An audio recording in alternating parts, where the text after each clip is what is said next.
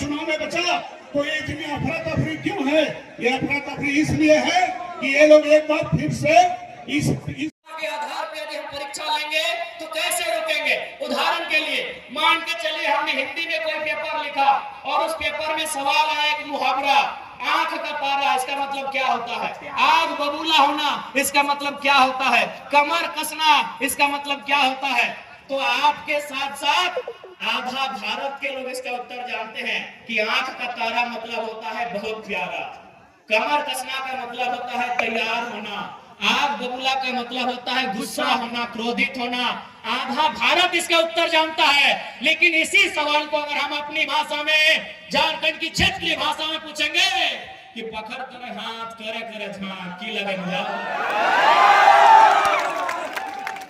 कि पकड़ करे हाथ करे करे झांक एक माने की लगे बुझाओ, के बुझता है? घुर घुर ना दवाई क्या पूछता है?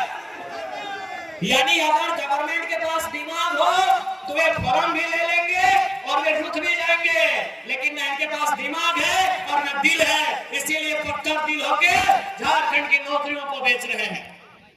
बिक्री की बात करते हुए अगर लोकसभा में आएंगे गाँव है वो एक फैक्ट्री है जगह से बहुत ज्यादा प्रदूषण है, इधर गिरिडीह से राइट में जहाँ के लोग वोट नहीं देना नाम लेगा।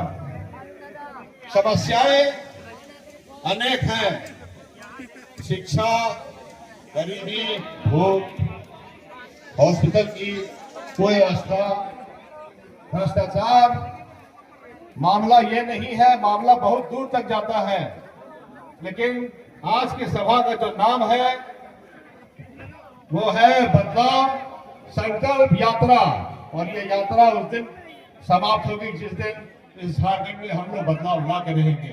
बदलाव विचारों का, बदलाव व्यवस्था के सुधार का, व्यवस्था गरीबी, मजबूरी, बेरोजगारी, हॉस्पिटल में लूट, सरकार में लूट।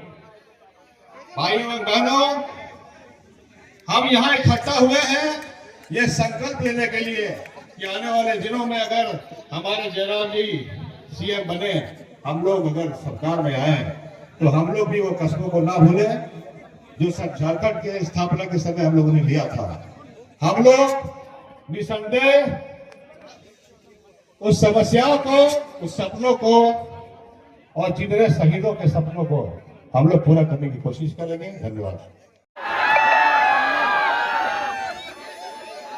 झारखंड वासियों को यह संदेश देना चाहेंगे, आज जब गिरिडीह की बात याद आती है तो 1980-85 का वो दौर याद आता है जब झारखंड के पितामह विनोद बिहारी महतो को गिरिडीह के जेल में कैद किया गया था। आज वो लम्हा आज भी याद आता है, और आज भी हम अपने ताकत से, अपनी हिम्मत से, अपनी एकजुटता से प्रशासन को बताते आते हैं कि आप लाख तानाशाही का परिचय दे, आप लाख हमारे हक अधिकार के बीच आकर खड़े हो जाए। जब इस मिट्टी के किसी वीर ने चाहे कि झारखंड के लोगों को उनका हक अधिकार दिलाना है तो याद रखिएगा वो विनोद बाबू का दौर था जब इसी गिरिडीह के जेल में पहली बार झारखंड के इतिहास में नारा लगा था कि जेल का ताला टूटेगा, विनोद बिहारी छूटेगा। और आनंद फानन में तत्कालीन एसपी महोदय को विनोद बिहारी महतो को दूसरे जेल में शिफ्ट करना पड़ा। वो दौर था गुरुजी विश्व गुरु शिबू सोरेन का, वो दौर था कॉमरेड एके रॉय का। यानी असंख्य बलिदान, असंख्य संघर्ष के बाद हमारे पूर्वजों ने, हमारे वीरों ने इस राज्य को अलग किया। लेकिन आज 24 साल के बाद हम एक बार रुक जाते हैं, एक बार हम अपने आप को रोकते हैं और गांव की पगडंडियों में, खेत खलिहानों में, फैक्ट्री में काम कर रहे मजदूरों के बीच जाकर, फुटबॉल के मैदान में फुटबॉल खेल रहे बच्चों के बीच जाकर, चाय की घूमटे में बैठकर, पान की दुकान में बैठकर आज अगर एक बार चर्चा करके देखें कि झारखंड अलग राज करने का मकसद पूरा हुआ है या नहीं हुआ। एक बार हम रुक कर अपने आप को थाम कर बस एक सवाल करें कि झारखंड अलग राज करने का जो उद्देश्य था वो उद्देश्य पूरा हुआ है कि नहीं हुआ है। आज इस भीड़ से उत्तर जानना चाहते हैं, क्या अलग झारखंड राज करने का जो उद्देश्य था वो पूरा हुआ है? हाँ ना? हाँ चौपाल से यही आवाज आती है, खेतों की पगडंडियों से, गांव के चौपाल से, कि झारखंड आज हमने जो सोच कर लिया था आज वो कोसों दूर है हमसे। हमने झारखंड राज इसलिए लिया था कि जब हम लोग झारखंड राज्य का अलग निर्माण करेंगे, यहाँ की शैक्षणिक व्यवस्था में सुधार होगा, यहाँ की स्वास्थ्य व्यवस्था में सुधार होगा, यहाँ के नौजवानों को रोजगार मिलेगा, यहाँ के जल जमीन जंगल को सुरक्षित किया जाएगा, यहाँ के आदिवासी मूलवासियों की भावनाओं का ख्याल रखा जाएगा। लेकिन जैसे झारखंड राज्य अलग हुआ, हमें क्या मिला? हमें पलायन मिला, हमें विस्थापन मिला, हमें बेरोजगारी मिली, हमें अशिक्षा मिला, हमें बीमारी मिली, और आज धड़ल्ले से हमारी नौकरियों को प्रदेश के लोगों को बेचा जा रहा है, और हम केवल तमाशाबीन होकर देख रहे हैं। आज झारखंड होने के बाद हमें बस यही मिला कि हमें नक्शे से काटकर 46% बिहार का भूभाग 79,714 वर्ग किलोमीटर का एक धरती का टुकड़ा मिला है। लेकिन आज हक अधिकार की बात करें तो आप गिरिडीह से लेकर गढ़वा चले जाए, सिंहभूम से लेकर आप साहेबगंज चले जाए, आपको यही मिलेगा कि आज भी झारखंड के लोगों का दमन किया जा रहा है, आज भी झारखंड के लोगों का दोहन किया जा रहा है। ये बहुत शर्म की बात है, ये बहुत दुर्भाग्य की बात है। और चूंकि इस राज्य को बनाने में बहुत सारे वीरों ने बलिदान दिया है, आज विनोद बिहारी महतो हमारे बीच नहीं है, आज निर्मल महतो हमारे बीच नहीं है, आज कॉमरेड किराय हमारे बीच नहीं है, लेकिन आज दिसम गुरु शिबू सोरेन जिंदा है, आज वो अस्वस्थ है, लेकिन हम उनके स्वास्थ्य की कामना करते हैं। उनसे एक सवाल पूछेंगे कि गुरु जी बताइए कि इसी दिन के लिए आपने झारखंड राज्य अलग लिया था, आपने झारखंड राज्य क्या केवल अपनी पुतोह लोग को विधायक बनाने के लिए लिया था? इस बात का उत्तर दीजिएगा गुरु जी, यदि आपके कानों तक मेरी आवाज जा रही है तो। आज बगल में यही नहीं करेंगे, उन पर कोई छीटा कसी नहीं करेंगे, लेकिन वो मंचों पे आती है और अपने भाषणों में बार बार 1000 रुपए का जिक्र करती है कि हमने मैया सम्मान योजना दिया 1000। ऐसा लगता है उन्होंने हमें खैरात दिया है, हमें भीख दिया है। बड़ा दुर्भाग्य कि कोई 1000 रुपया देकर इस प्रकार से महिमा मंडन करता है। आज मैं माननीय मुख्यमंत्री, उनकी अर्धांगिनी, चूंकि दोनों सरकार में दोनों सम्मिलित हैं, मैं उन्हें साफ साफ कहूंगा 1000 नहीं, आप 500 रुपया देके वोट ले जाइए, लेकिन हमारा एक साथ होगा। आपके परिवार में 4 विधायक है, आप डिसाइड कर लीजिए एक कौन रहेगा, 3 को इस्तीफा दीजिए। इस बार कौन इस्तीफा देगा? कल्पना मैडम इस्तीफा देंगे या बसंत सोरेन जी इस्तीफा देंगे या सीता मैडम इस्तीफा देंगे? हेमंत सोरेन जी बताइए। अरे वाह, ये झारखंड के लोगों को आज भी आप लोग धोखा समझ रहे हैं। आपने हमें क्या दिया? अभी हमें नहीं, हमारी माओ और बहनों को मैया सम्मान योजना आपने दिया। भैया लोग के झाल बजाएंगे? मैं बताइए, भैया लोग के झाल बजाएंगे माननीय मुख्यमंत्री महोदय? इसलिए आप बिल्कुल आप 1000 रुपए में सारा वोट ले जाइए, लेकिन आप उत्तर दीजिए कि आपके परिवार में कौन 3 लोग हैं जो विधायकी से इस्तीफा देंगे? कौन 3 लोग इस्तीफा देंगे?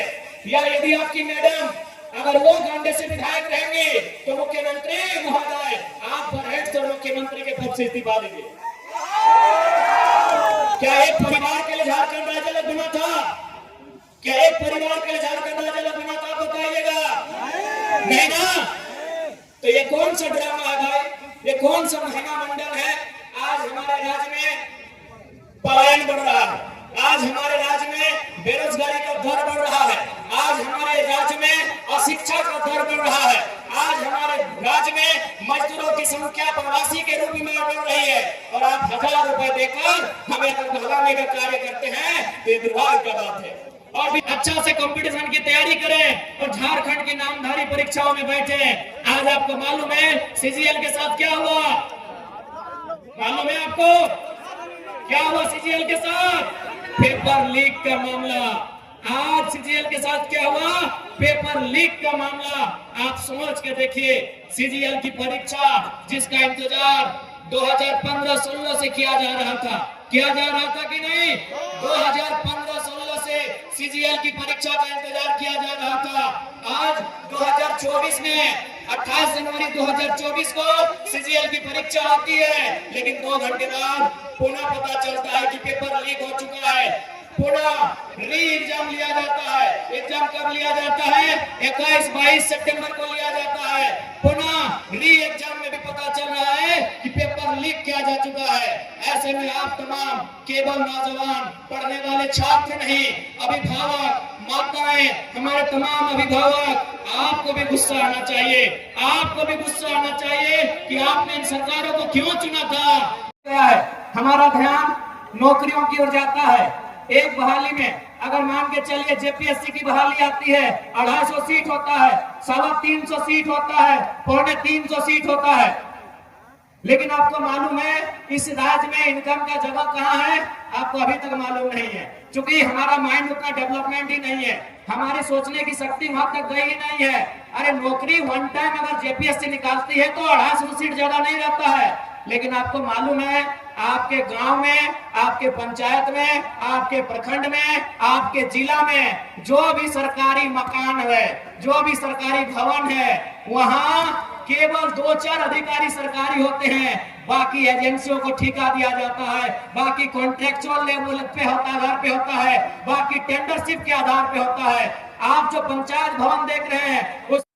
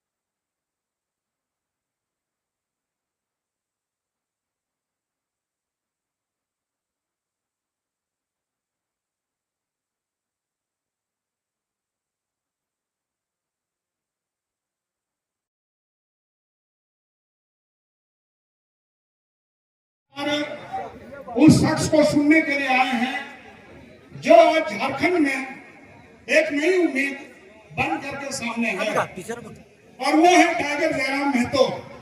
आप सभी जानते हैं कि ये 24 साल में हमारे झारखंड को यहाँ शासन करने वाले लोगों ने कहां से कहां पहुंचा दिया। आज जब हम लोग यहाँ सभा कर रहे हैं, रांची में हमारे इसी राज्य के लड़के, पढ़ने लिखने वाले लड़के, वो लड़के जो पढ़ लिख करके नौकरी चाहते हैं, और वो चाहते हैं कि ईमानदारी से हमारे राज्य में परीक्षाएं हो, ताकि वो पढ़ लिख करके वो परीक्षा दे करके एक नौकरी पा सके, एक बेहतर भविष्य अपना बना सके। आज वो लड़के वहां पर मांग कर रहे हैं कि जो परीक्षाओं में धांधली हुई है उन परीक्षाओं को रद्द करो, ये वो मांग कर रहे हैं।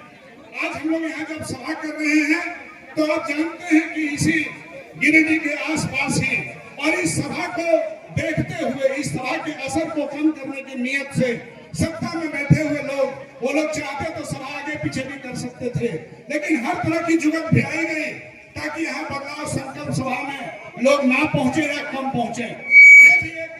ये भी एक साजिश किया गया, लेकिन आप लोगों ने यहाँ आकर के ये साबित कर दिया कि हम लोग उनकी साजिश में फंसने वाला नहीं है। ये 24 साल के झारखंड को जो लूटखंड में बदल दिया है, इस राज्य के नौजवान जो नौकरी के बजाय बाहर जाने के लिए मजबूर हैं, इस राज्य के किसान जो अपनी बेहतरी की उम्मीद लेकर के इस सरकार को गद्दी पर बैठाए थे, यहाँ के मजदूर, यहाँ के तमाम लोग जिन्होंने एक बेहतर उम्मीद के साथ इस सरकार को बैठाया था, आपने देखा कि ये सरकार ने 4 साल कुछ नहीं किया, और अब जब इनका 5वां साल, जब इनका विदाई का समय आया है, तो ये लोग ला रहे हैं 1000 रुपया, ये लोग ला रहे हैं बिजली बिल का माफी का प्रचार प्रसार पूरा कर रहे हैं। लेकिन हम आपको बताना चाहते हैं, चाहे ये 1000 रुपये का सौगात हो, चाहे ये बिजली बिल माफी की जो बात कर रहे हैं, ये कोई अपने घर के बाप दादा की संपत्ति बेच करके आपको नहीं दे रहे हैं। ये कोई नई चीज नहीं है इस राज्य के लिए।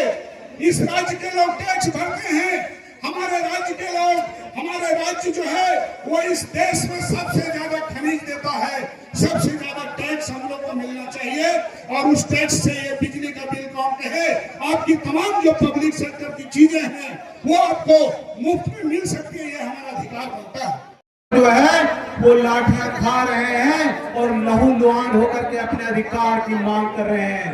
हम इस मंच के माध्यम से आप सब